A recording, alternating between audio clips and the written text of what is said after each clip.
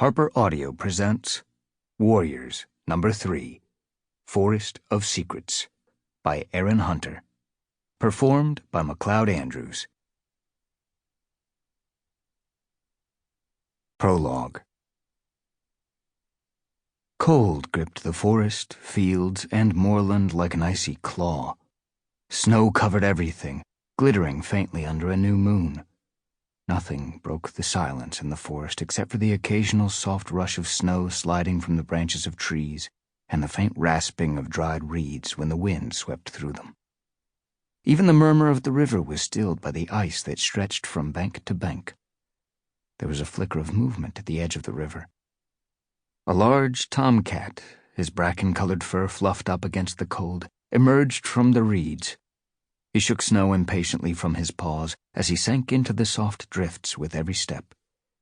In front of him, two tiny kits struggled forward with faint mews of distress.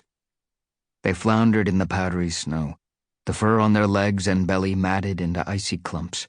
But every time they tried to stop, the tomcat nudged them on. The three cats trudged along the river until it widened out, and they drew level with a small island not far from the bank. Thick beds of reeds surrounded it, their dry stems poking up through the ice. Stunted leafless willow trees concealed the center of the island behind snow-covered boughs. "Almost there," the bracken-colored Tom meowed encouragingly. "Follow me." He slid down the bank into a narrow frozen pathway through the reeds and leaped onto the dry, crisp earth of the island.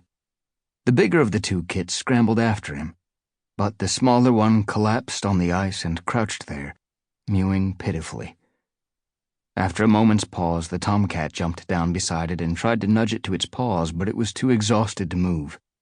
The tomcat gave its ears a lick, roughly comforting the helpless scrap, and then picked it up by the scruff of the neck and carried it onto the island.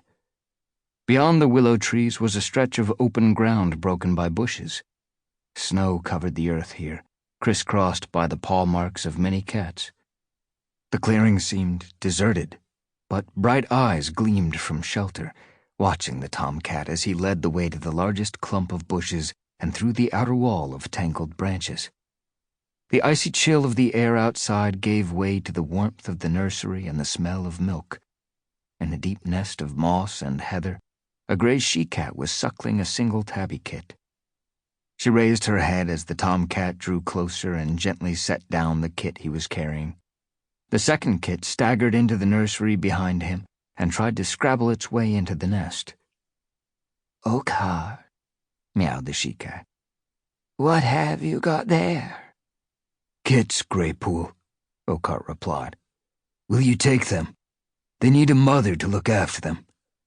"But," Greypool's amber eyes were shocked, "whose kits are they? They're not RiverClan's. Where did you get them?" "I found them in the forest." Oakheart did not meet the she-cat's eyes as he spoke. "They're lucky a fox didn't find them first." "In the forest?" meowed the queen, her voice rasping with disbelief. "Oakheart, don't talk to me as if I'm mouse-brained. What cat would abandon her kits in the forest, especially in weather like this?" Oakheart shrugged. "Rogues, maybe, or two-legs. How would I know? I couldn't leave them there, could I?" He nosed the smaller kit, which was lying completely still except for the rapid rise and fall of its tiny ribs as it breathed. "Greypool, please.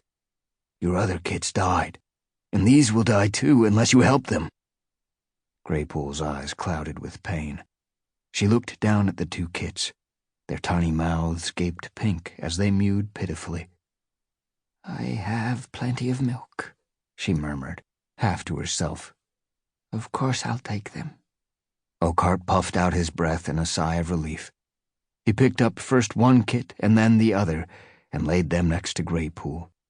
She nudged them gently into the curve of her belly next to her own kit, where they began to suckle eagerly. "I still don't understand," Greypool meowed when they were settled. "Why would two kits be alone in the forest in the middle of leaf bare? Their mother must be frantic." The bracken-colored Tom prodded a piece of moss with one massive front paw. I didn't steal the... Sample complete. Ready to continue?